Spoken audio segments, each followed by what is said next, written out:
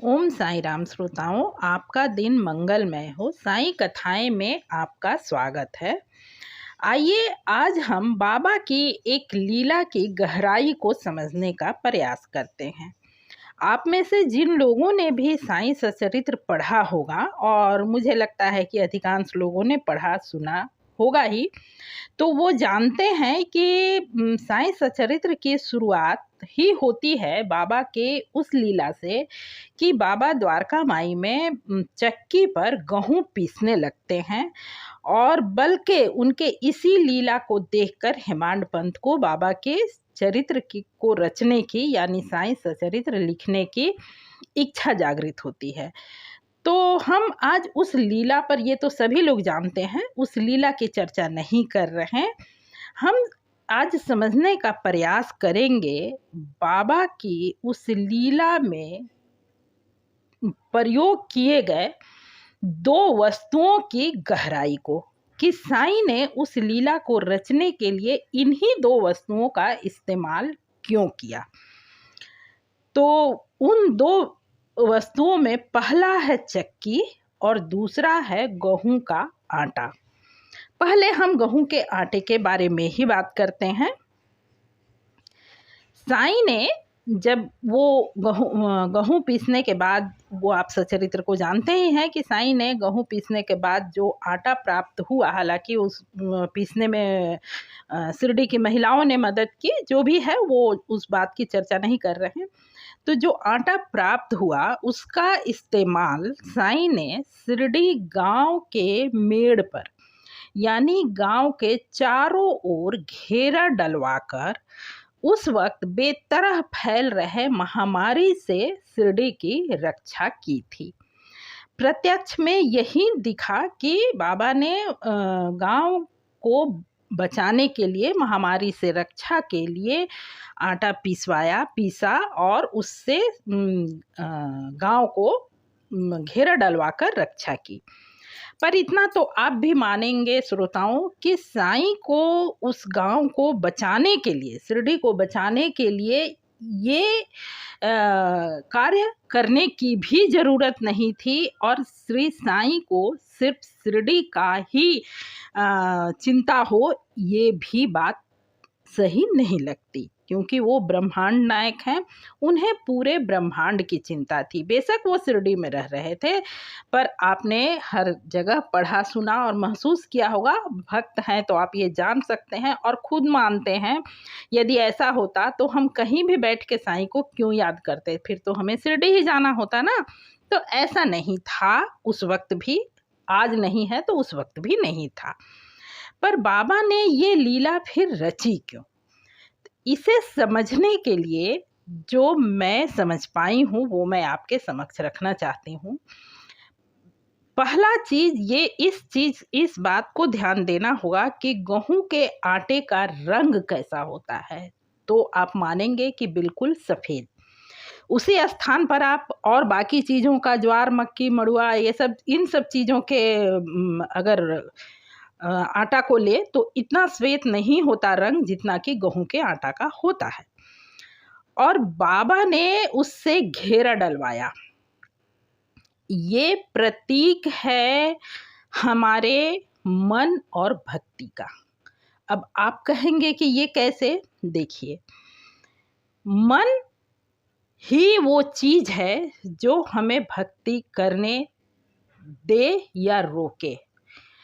और भक्ति का रंग यदि कहें तो ये बात सच है कि भक्ति की 9 विधा होती है, पर भक्ति की रंग की यदि बात करें तो आप बिल्कुल सोच कर देखिए तो आप मानेंगे कि उसका रंग बिल्कुल श्वेत ही होता है।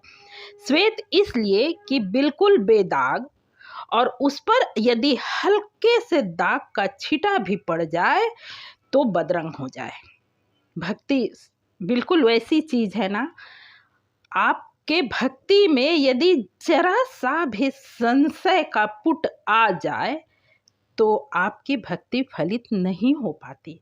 हर वक्त जब भी कभी कहा जाता है किसी चीज के लिए, तो यही कहा जाता है कि सच्चे हृदय से, पूरे भक्ति भाव से यदि हम ईश्वर के समीप जाते हैं, ईश्वर के चरणों में नत होते हैं, साईं को पुकारते हैं, तो ही साईं हमें प्राप्त हो सकते हैं, तो ही उनका आशीर्वाद के हम आशीर्वाद को प्राप्त कर सकते हैं। तो ये मन है गांव, और वो जो आटे से घेरा डलवाया गया वो मन के चारों ओर घेरा डालने का प्रतीक है। साईं ने इशारा इसी ओर किया था कि आप श्वेत रंग से अपने मन के चारों ओर घेरा डालिए, यानी भक्ति के श्वेत रंग के तरह भक्ति को संभालिए, तभी आप टिक के रह सकते हैं, तभी आपके भक्ति पर किसी दूसरे रंग का छींटा नहीं पड़ेगा। अब रहती है बात कि चक्की क्यों पीसना पड़ा साईं को यदि आटे की ही आवश्यकता थी तो वो डायरेक्ट आटा भी खरीद सकते थे, ऐसी कोई ज़रूरत तो नहीं थी कि गेहूं को पीसा जाए। उसके लिए मुझे जो समझ में आता है श्रोताओं, वो ये है कि चक्की को सिर्फ साईं ही नहीं, कबीर दास ने भी ये बात माना है, और इसकी चर्चा स्वयं हेमांड पंत ने की है, इसलिए मैं उसे दोहराना नहीं चाहती।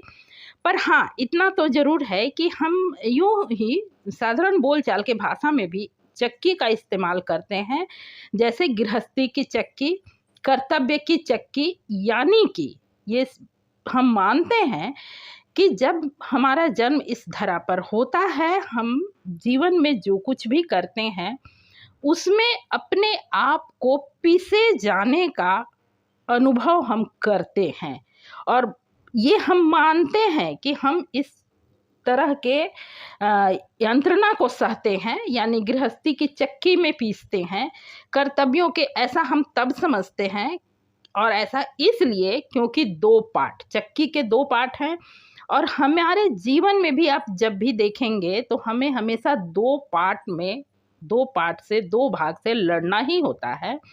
हमें एक गृहस्थी की भी चिंता होती है, दूसरा हमारा मन चंचल हो, गृहस्थी छोड़ कुछ बाहर की बातों के लिए ललायत करता रहता है। और वही चीज़ है, कर्तव्य हमें किसी कर्म को करने के लिए बाध्य करती है, तो मन हमें आलस्य दिखलाता है या करना नहीं देना चाहता है। ये दो पार्ट हैं। तो हम हमेशा जब से होश संभालते हैं, और जब तक कि हमारे हाथ पाँव में ताकत होती है, जब तक हम धरा पर होशो हवास में होते हैं, हम दो पार्टों में पीसते ही रहते हैं।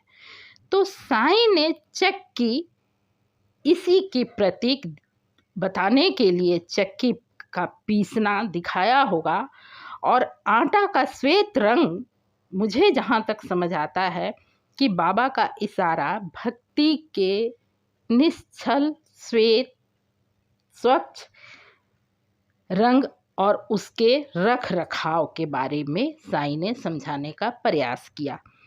मुझे ऐसा समझ आता है। आपको यदि मेरा ये वाचन अच्छा लगा हो, मेरी ये बात से आप सहमत हो, तो कमेंट करें, असहमत हो तो भी कमेंट करें। आपके कमेंट का मुझे इंतज़ार रहेगा। यदि मेरा वाचन पसंद आया हो तो वीडियो को लाइक करें। इसी तरह की कहानियाँ सुनने के लिए चैनल को सब्सक्राइब करें। अब तक वीडियो में बने रहने के लिए हार्दिक धन्यवाद। ओम साई राम, नमस्कार।